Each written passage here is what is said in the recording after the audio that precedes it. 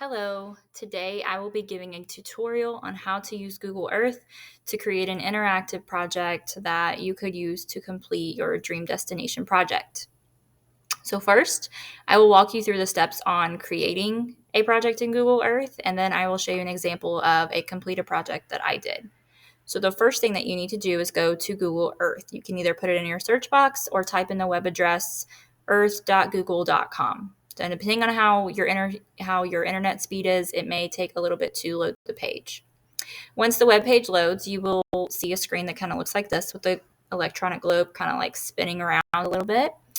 On the left-hand side, there is a hamburger menu, or like with the three lines here.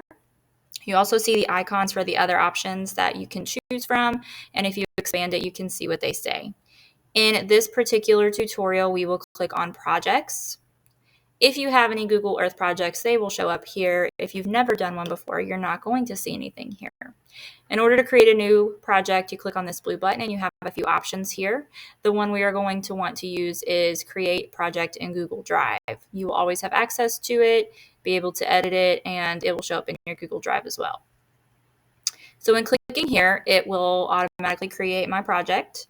And it now is titled Untitled Project. We want to create a title for our project, so you can either click on the text or click on the pencil.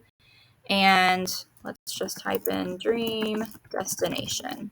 You can add a description now, or you can wait until you are closer to finishing your project to maybe get a fuller description of what your project is. I'm just going to say follow along with me as we travel to places I would like to go on my dream destination trip. Okay, if you just click off of there, it will automatically save that. And then we're ready to start adding some features. So I'm going to move myself over here so that you can see the features I'm getting ready to talk about. The first one and most commonly used that we are probably going to use the most is search to add place. The next is add a place mark. The next is draw line or shape, where you draw lines in between your locations if you would like. You can add a folder to help organize your locations, especially if you're going to do it by days like I did in my project. A full screen slide is just that. It will create a full screen slide with information or pictures that you would like to include.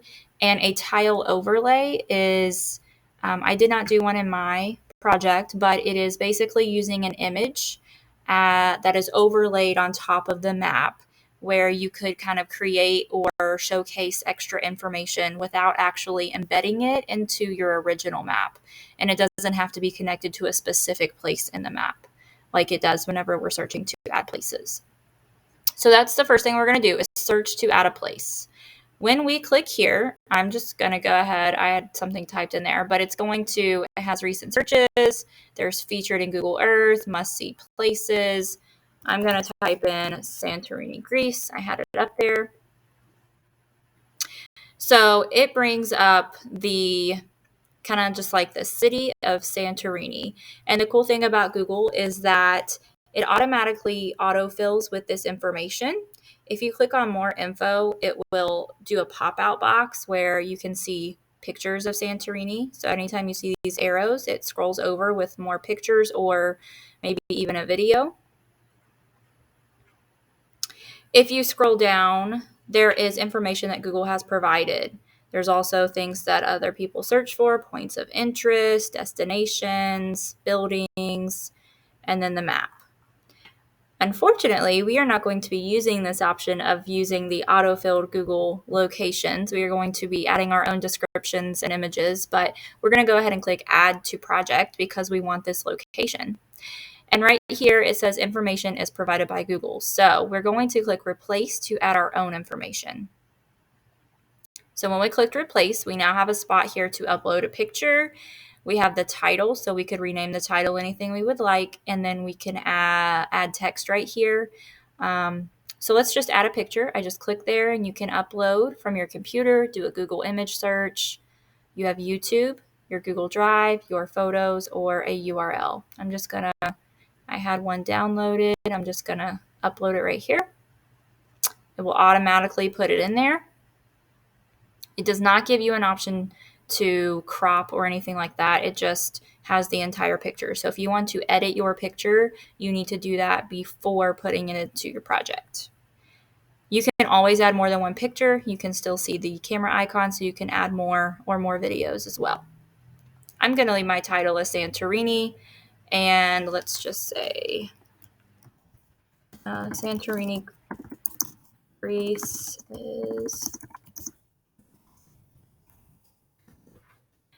You can also choose to have a small info box or a large info box. No info box will take away this text box right here. The difference between a large and a small is this. So a small info box, if I click preview, will look like this, a little kind of square box in the corner. And if I choose large info box, it will look like the box that it brought up from before. It will kind of take up like the whole page. So whenever I kind of went back here, you can see my first feature. You can always click on it, the pencil here, to edit it and go back, add anything you would like. You could also change what your place mark looks like. So if it's a restaurant, you might, I think there was a food one. Maybe you want to just choose a symbol for your food. No, there it is, restaurant, sorry. If there is a hotel, you can choose the hotel. If you have historic buildings or monuments, houses, just many examples. You can also change the color of your little dots over here, and you can see them change. So I'm going to, this down here is our coordinates basically. I never messed with those because it's going to change my location. So I'm going to go back. You can add another feature. Once you add another feature, you can also just drag and drop and move them in the order that you would like. If you add a place mark, that is just pinpointing a spot on the map. So when I clicked over here, when I clicked add place mark, I have this little plus sign that pops up and it says select a location. So if I just, let's say I just choose right here. I just clicked right there. It says untitled place mark. It's not going to come up with any information. If I were to zoom in to my map, I'm not sure that I actually landed on anything because I was zoomed out. But if you did land on something, you can also move it around. So let's say I wanted to move it here. Then I could add pictures and information about that place mark that I wanted.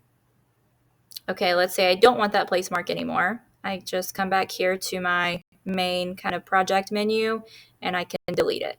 And it's now gone. I can draw a line or a shape where I can choose a starting point. I clicked, and then I can click to somewhere else. And now it says to press enter to save your line. So if you want to connect to multiple places, you can just keep clicking and connecting. If you are finished, you click enter, and then your line goes away, and you can edit your path. So if you're going multiple places, you could also choose a path there.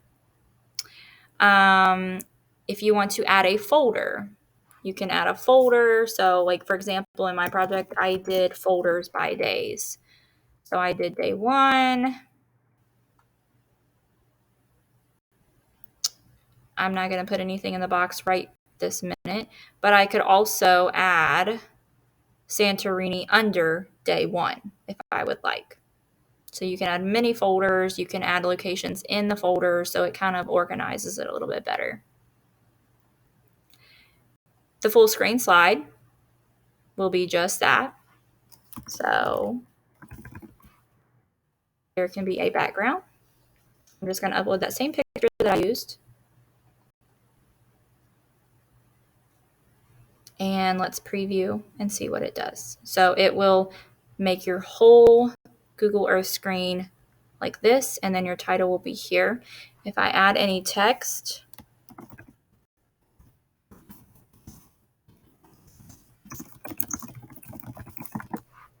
you can preview it again, and you can see that the text is down below. So it kind of does a full screen kind of takeover for you. So those are your options. Again, the tile overlay is just taking that whole map. It kind of just zooms the whole thing out, and then you can put text and an image over top of the map. So it's not going to be, over top any certain part. You could put it kind of over here, but it's not going to be on a specific location.